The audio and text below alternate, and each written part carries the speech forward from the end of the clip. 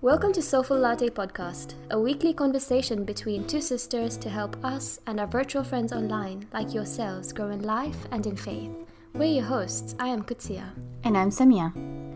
And this is season 2. Welcome to episode 7. Today we're talking about comparison in relation to someone else's worship. We want to talk about what is comparison in regards to that, where does it come from? Is it a good thing or a bad thing? When does it become a bad thing? And then in the end, we want to talk about how our experiences with others have been in regards to shame in others' worship. I am familiar with comparison in a workplace setting. I have lived with that. Comparison in just life, I have done with that. Comparison with worship, that was something that came in a little bit later for me because I think growing up, I didn't even care about it, and when I did, it was just minimal stuff and I never felt bad. I don't know about you, Qudsiyah, but like in my upbringing, the idea of women going to the masjid wasn't really that big. So when I was thinking of Ramadan, my dad and my brother, they're going to the masjid every night for Tarawih, and I was like, oh, that's a guy thing to do. So I was just inside my home and in the outside culture, which was non-Muslim, so I didn't have this idea of comparison of worship. It was just like, oh, this is kind of what we do, and this is what we're going to do right now in Ramadan anyway. So that has been my exposure to that. But as I became more independent, and after I got married, that became a reality for me, the idea of worship meaning something. When was your experience with comparison started? When I moved to this country, I think, when I moved to the UK after being married, when I was growing up, I personally don't feel like there was a lot of comparison in terms of what someone is doing and what I'm doing. I don't ever remember feeling not good enough, that I'm not doing enough, or that person is doing so much more than me, I should be doing what they're doing. For us, when we would be doing something new, I think we were just very encouraging in getting the other person to come and join us, or they would suggest something and we would join them. But after I got married and I came here, I think that's when everything felt like a bit of a race. And I think that's when I started comparing myself. Well, I wonder if that has something to do with the individualistic nature of the Western society, because I never even thought about it that way. I grew up basically here in the US, so I don't remember much of how things were, back in Pakistan. But this is so interesting. Maybe that concept doesn't exist everywhere like I imagine it to be. And it sounds like it would be a good thing where we're just like, hey, let's kind of do stuff together rather than, oh, I cannot believe you didn't do this. But then you hear the stories about, those little memes they have online, and they talk about the aunties or the moms always comparing the children with the cousins. Yes, there is that as well. So I wonder. I don't know what it is. Maybe it has more to do with an adult mind rather than the society. Maybe when we grow older, we'll just start having this concept, oh, we have to do more. And as kids, we're just like, oh, who cares? We're just having fun. Yeah, maybe it's like that. Well, there's a certain time where comparison becomes good, when you're kind of like a competition and everything. So let's talk about that. When does comparison become good? Because there is something, this idea that we have to compete in good deeds. So there is something that's there in which you're looking at the other person, you're saying, oh my God, they're doing this, let me also do that. I think for me, the thing that comes to my mind is that it's okay to be inspired by people. For me, I thrive on that. So I love it when we share and we open up ourselves to just say what we're doing, what's helping us, exchange that kind of information, because that's where I find inspiration, and that's where I think it's okay. How does it fit in for you? Trying to understand that in the context of Ramadan, and that's where I think we tend to share a little bit more about worship, because generally it's so personal. But in Ramadan, it becomes a little bit more communal because you might be going to the masjid and you might be having gatherings. And so it does. And I think it's very nice to know what the other person is doing if it is going to motivate me to do it. In the end, I have to be the one to do it. Motivation is only up to a certain point. It needs to lead to action. So to me, competition and this idea of comparison can be good, but I wonder that we have to be very conscious of when I'm just trying to talk down about myself, because that's not what our faith is about. Our faith is about, I need to do what I can to please Allah at the end of the day. It is not about I'm gonna, check more of the things of my Ramadan goals than my friend has or that person has. I think comparison became even more of a negative thing for me when it becomes on social media. Because when I am in a communal setting, I am choosing to be in that setting. And it is more often than not nurturing for me because I'm choosing who's around me. But on social media, it's everyone. And there are people who are actually dedicate themselves and their lives to worship, in that they're teaching and that they're really engaged in that. And then I'm not there. And so it becomes a little bit like, oh, look, they're 30 something years old too. And look at what they're doing. And then here I am sitting in my home. So I think social media becomes a little bit more challenging to balance that negative side and the positive side of my mind.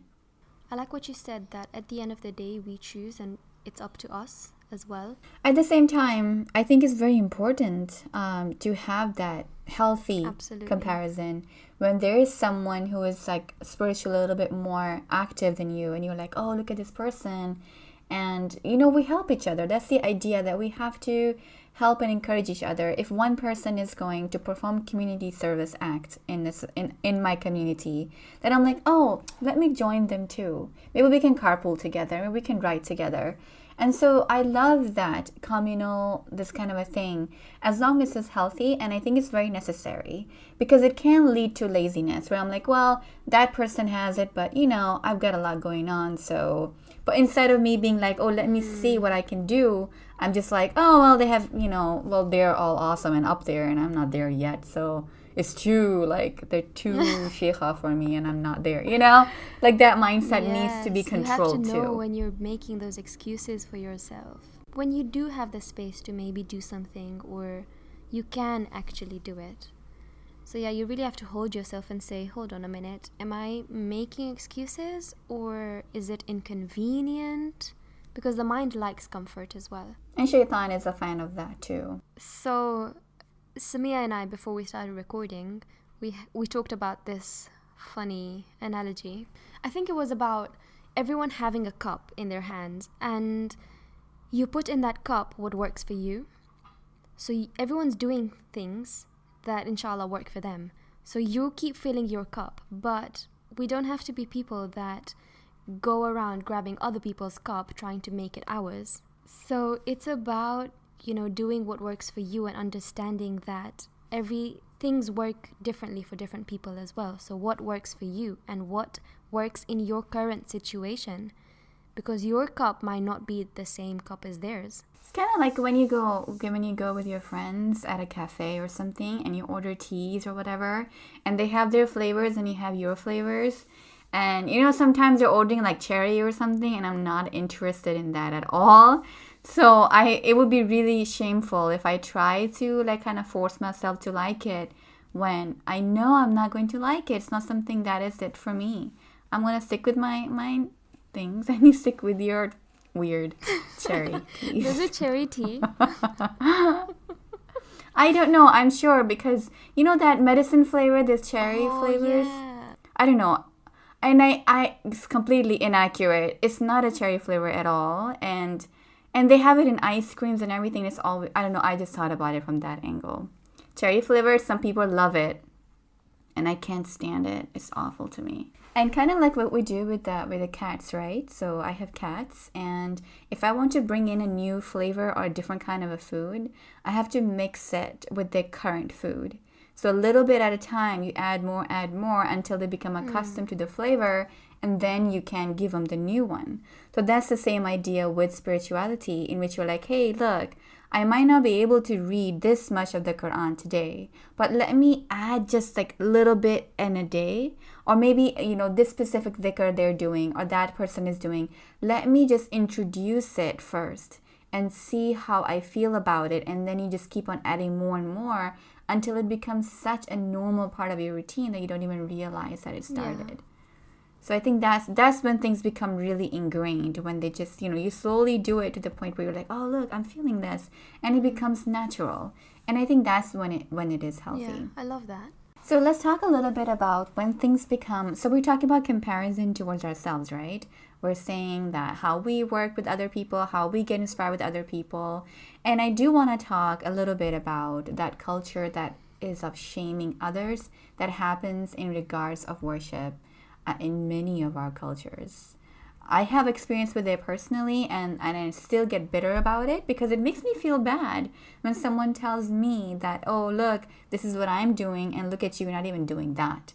And I think that's very detrimental, and we have to talk a little bit about it. So you have something to say on that? We've spoken about us being on the same journey, but we're all on different levels, and extending that compassion and acceptance towards different kinds of people who are on the journey is so important, because change does not come from shame.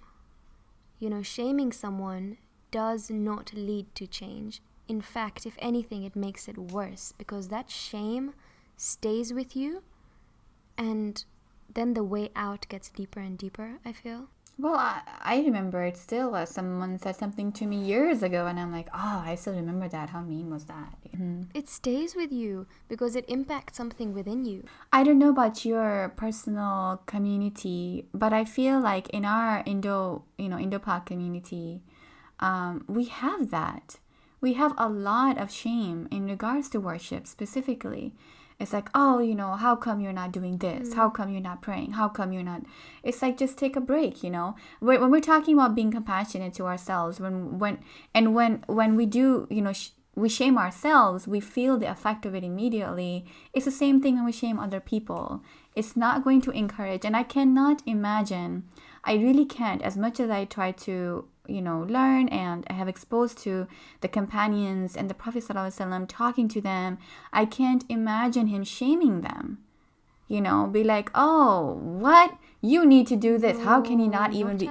I can't see that. And I wonder if that was the case, then would Islam has survived the way it has now?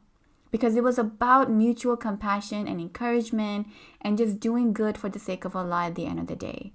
And a lot of the time, shame comes from this idea of arrogance, of spiritual arrogance, that I have got it all together. I know what I'm doing. Look at me. I am praying all of the Taraweeh prayers. Look at me. I am doing this in the day. And then the other person is not doing it. And then suddenly you're like, how can you even call yourself a Muslim at this point?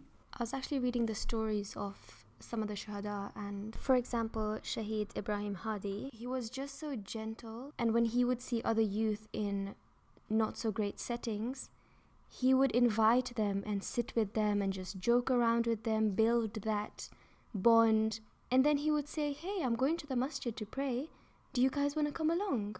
And they would be attached to his personality and think, okay, yeah, that sounds like a good idea. And he would speak to different people at different levels. I think it's a lot of the cultural aspect that comes from shaming and not making people feel good enough about themselves. And this idea of changing the other person, I think that's not right either. Yeah, just focus on yourself, and your energy and your spirituality and your connection with Allah, once it's genuine, it is infectious. People want that. They're like, oh, I want that peace that you have in your heart. And everyone can see it in the way you speak and the way that you act. So I would say that to counteract anything to do with shame is whenever you feel the urge to tell someone what to do about their spirituality, just be like, oh, let me do this myself right now.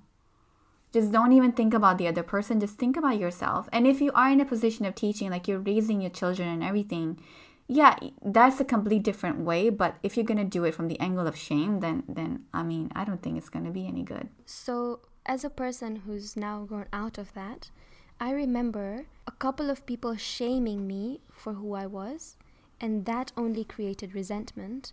And another group of people that were compassionate and gentle. I feel like I still remember those people. And I took the inspiring qualities that they had, and I wanted to do that. I wanted to be that. because they were so loving towards me. And I feel like a person, regardless of where they are, they will remember how you made them feel. From that, what I would remind myself is to just be extra loving and gentle, because that is what will bring lasting change, if anything. But you're not in the position of change, but what you can do is extend that compassion.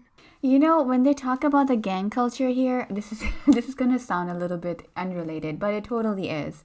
When the youth is in the street, right? There's someone who is in a community or in a neighborhood or whatever, where there's a lot of crime and everything, and there's a lot of bad things are happening, and they find themselves being attracted towards like a gang, like a specific gang, you know, who are violent, they carry guns and they kill people and all that kind of stuff. The one thing that they always say is that I feel accepted by them. They accept me just the way I am. And even though that's so far from the truth, because they don't care once you die, really. But there's a really good truth in there, that if you go where you feel accepted, where you feel loved, and that's where you're going to go. And if there is someone in your surrounding where you're like, man, that person is just slipping away, well, change your personal mindset. And I know that took me a lot out of me when I started looking at how, because I grew up in that culture, and obviously then I'm going to be saying the same thing to other people too, because that's what I kept hearing.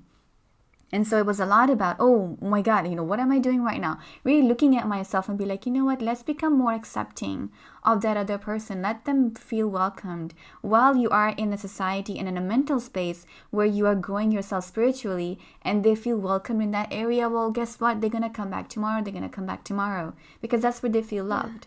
And it is so important to have them keep coming back. Have you heard about the khutbahs, the Eid khutbahs? I don't know if you're familiar, but I've been to one a while ago on Eid prayer. So there was this khutbah before the prayer and everything, and the khatib totally like blasted everyone that was attending. They were like, oh, because on Eid time there's like 5 times more people than there are regularly, you know, and in Ramadan time more than regularly.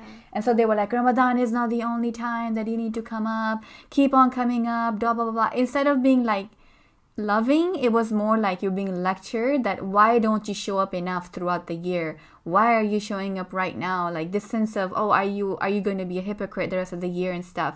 And I was like, it was funny, but it was very harmful. And I was like, I'm totally chuckling when I shouldn't be chuckling at this time. This is really bad. But it wasn't, you know, like it was awful. Like I really doubt that affected the community to want them to come more, you know, because you're like, oh, look at me, I'm showing up for the Eid prayer and this guy's just yelling at me right now. So what's the point? You know, I guess that's how religion is. Yes. So oh no, making that connection, that is how religion is. Oh. Yes, and a lot of people feel that way. Religion is serious, religion is not fun. So, we are hurting generations when we say something that's shameful and hurtful like that. If anything, it's pushing them further away. The gap is getting bigger. So we talked about comparison, we talked about shame, comparison, you know, with ourselves, and how that can be detrimental and how it can be actually very useful too. But once it starts being detrimental, I think then we get into this cycle where we probably will lead to shaming others. Because if we're shaming ourselves, then that's the culture that we have in our mind, and that's what's going to come out of our tongue. I think it's very important then to be gentle on yourself. And once you get in the habit of gentleness, that will automatically extend to other people. And in terms of this month of Ramadan, you know, let's try and look at our own situation and come to acceptance with whatever we're in, and then doing what works for us. Filling your own cup, basically. Yes. So let's do that. Let's fill our own cups. And we will see you next time. If there's something that you've benefited from today, we'll be so grateful if you'd share it with someone you know. It would help us out a lot if you'd review it on your favorite app and also subscribe to the podcast. You can contact us at Soulful Latte Podcast on Instagram and write to us at soulfullattepodcast@gmail.com. We'd love to hear from you. Until next time, keep growing.